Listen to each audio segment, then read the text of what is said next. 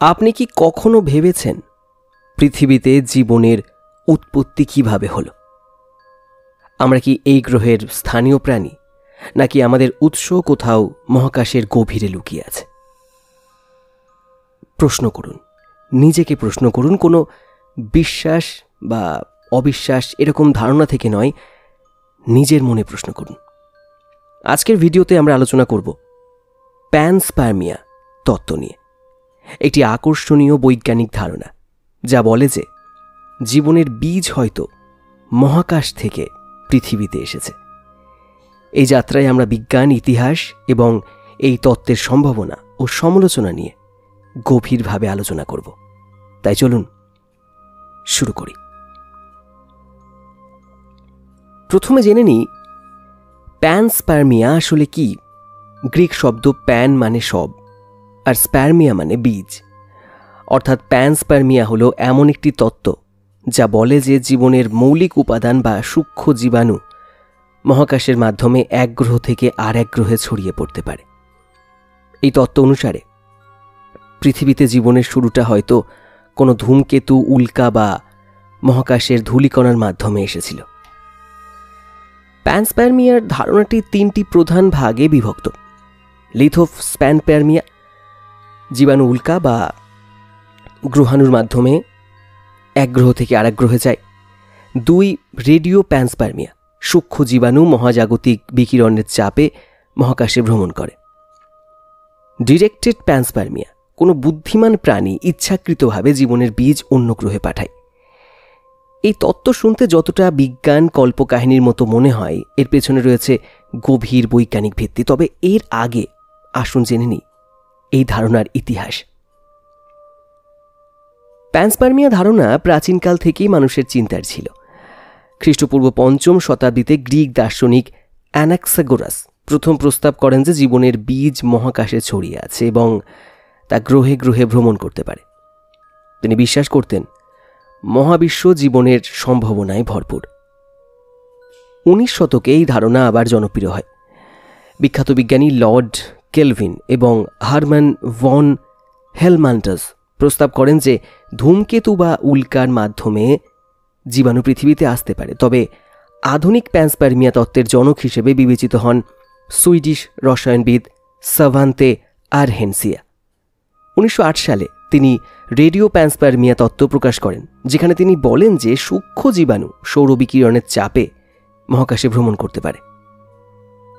20 শতকে এই ধারণা আরও গ্রহণযোগ্যতা পায়, বিশেষ করে যখন বিজ্ঞানীরা মঙ্গল গ্রহ থেকে আসা উল্কাপিণ্ডে জৈব অণু আবিষ্কার করেন। তবে এই তত্ত্বের বৈজ্ঞানিক ভিত্তি কতটা শক্তিশালী, চলুন সেটা একবার জেনে নিই। প্যানস্পার্মিয়া তত্ত্বের পক্ষে সবচেয়ে বড় প্রমাণ হল মহাকাশে জৈব অণুর উপস্থিতি। বিজ্ঞানীরা ধূমকেতু, উল্কার অ্যামিনো অ্যাসিড, জীবনের মৌলিক বিল্ডিং ব্লক আবিষ্কার করেছেন। উদাহরণস্বরূপ 1969 সালে অস্ট্রেলিয়ার পটিট ম্যাচিসন উল্কায় 70টিরও বেশি অ্যামাইনো অ্যাসিড খুঁজে পেয়েছেন। এছাড়া নাসার স্টারডাস্ট মিশন ধূমকেতু 81P/Wild-2 থেকে গ্লাইসিন নামে একটি অ্যামাইনো অ্যাসিড সংগ্রহ করে। এই আবিষ্কারগুলো প্রমাণ করে যে জীবনের মৌলিক উপাদান মহাকাশে বিদ্যমান। তবে শুধু জৈব অণু থাকলেই তো হবে না, জীবাণুদের মহাকাশের কঠিন পরিবেশে বেঁচে থাকতে হবে। মহাকাশে তীব্র বিকিরণ, শূন্য তাপমাত্রা এবং ভ্যাকুমের মতো চ্যালেঞ্জ রয়েছে। এখানে আসে এক্সট্রিমোফাইল জীবাণুর কথা। এই জীবাণুরা পৃথিবীর সবচেয়ে কঠিন পরিবেশে বেঁচে থাকতে পারে। উদাহরণস্বরূপ টার্ডিগ্রেড বা ওয়াটার বিয়ার মহাকাশের ভ্যাকুমে বেঁচে থাকতে পারে। 2019 সালে ইসরায়েলের বেরেশিট মিশনে চাঁদে গ্র্যাটিগ্রেড পাঠানো হয়েছিল। দুর্ঘটনায় মহাকাশযানটি ভেঙে গেলেও বিজ্ঞানীরা মনে করেন এই জীবাণুগুলো সম্ভবত বেঁচে আছে। এটি প্রমাণ করে যে সূক্ষ্ম জীবাণু মহাকাশে ভ্রমণে টিকে থাকতে পারে। এছাড়া মঙ্গল গ্রহ থেকে আসা উল্কাপিণ্ডে জীবাণুর চিহ্ন পাওয়ার দাবি করা হয়েছে, যদিও এটি এখনও বিতর্কিত। 1996 সালে ALH 84001 নামক একটি উল্কায় জীবাণুর মতো কাঠামো পাওয়া গিয়েছিল, যা প্যানস্পার্মিয়াকে বা সম্ভাবনাকে আরও জোরদার করে। এখন আসি প্যানস্পার্মিয়ার সবচেয়ে আকর্ষণীয় দিকটিতে। Directed panspermia. এই তত্ত্ব বলে কোনো বুদ্ধিমান প্রাণী হয়তো ইচ্ছাকৃতভাবে জীবনের বীজ পৃথিবীতে পাঠিয়েছে। এই ধারণার পেছনে রয়েছেন নোবেল বিজয়ী বিজ্ঞানী ফ্রান্সিস ক্রিক, যিনি ডিএনএর গঠন আবিষ্কার করেছিলেন। ক্রিক এবং তার সহযোগী লেসলি গুগেল 1973 সালে প্রস্তাব করেন যে একটি উন্নত সভ্যতা হয়তো মহাকাশযানের মাধ্যমে জীবাণু পৃথিবীতে পাঠিয়েছে। এটি শুনতে বিজ্ঞান কল্পকাহিনীর মতো হলেও এর পেছনে যুক্তি ছিল।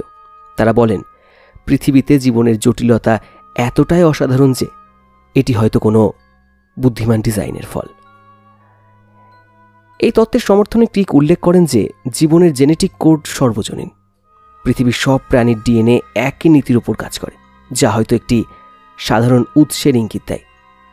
তবে এই তত্ত্বের প্রমাণ খুবই কম এবং এটি বেশিরভাগ বিজ্ঞানীর কাছে জল্পনা হিসেবে বিবেচিত হয়। প্যানস্পার্মিয়া তত্ত্বটি যতটা আকর্ষণীয়, এর বিরুদ্ধেও অনেক সমালোচনা রয়েছে। প্রথমত, এই তত্ত্ব জীবনের উৎপত্তির মূল প্রশ্নের উত্তর দেয় না। যদি জীবন মহাকাশ থেকে এসেও থাকে, তবে সেই জীবন প্রথম কোথায় তৈরি হলো? এটি শুধু প্রশ্নটিকে অন্য গ্রহে সরিয়ে দেয়। দ্বিতীয়ত, মহাকাশ ভ্রমণের সময় জীবাণুর বেঁচে থাকার সম্ভাবনা নিয়ে সন্দেহ রয়েছে। যদিও ট্র্যাডিগ্রেডের মতো জীবাণু মহাকাশে টিকে থাকতে পারে, তবে লক্ষ লক্ষ বছরের ভ্রমণে তারা কতটা অক্ষত থাকবে তা নিয়ে প্রশ্ন আছে। তৃতীয়ত, ডিরেক্টেড প্যানস্পার্মিয়ার ক্ষেত্রে কোনো বুদ্ধিমান সভ্যতার অস্তিত্বের এখনও পর্যন্ত প্রমাণ নেই। এটি বৈজ্ঞানিক তত্ত্বের চেয়ে দার্শনিক জল্পনার মতো। তবে সমালোচনা সত্ত্বেও প্যানস্পার্মিয়া তত্ত্ব বিজ্ঞানীদের নতুন গবেষণার পথ দেখিয়েছে। বর্তমানে নাসা ও ইউরোপীয় স্পেস এজেন্সি মঙ্গল গ্রহ, ইউরোপা এবং এনসেলডাসের মতো স্থানে জীবাণুর চিহ্ন খুঁজছে।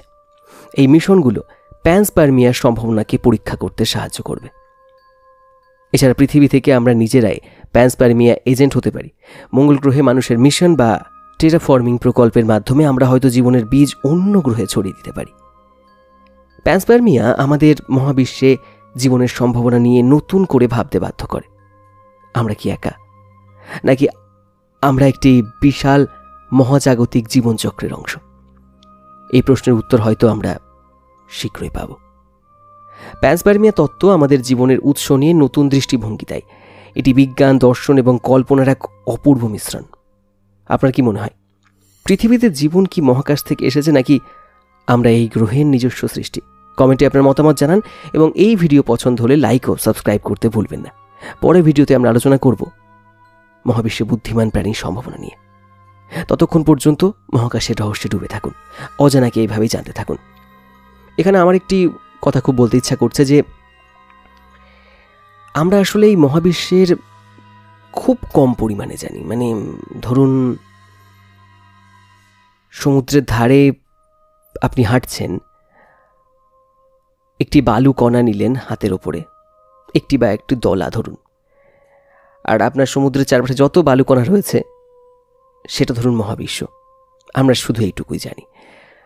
তবে সময় লাগবে। আমরা যদি আমাদের পূর্ব ইতিহাস দেখি, বিবর্তন দেখি, সেখানে কিন্তু এরকম সম্ভাবনা আমরা দেখতে পেয়েছি যে কিছু এক্সট্রাটেরেস্ট্রিয়াল বিং যাদের দেখতে একটা মহাকাশচারীর মতো মনে হতো। এই নিয়ে প্রচুর বই আছে, লেখালেখি আছে, পড়াশোনা করা যেতে পারে।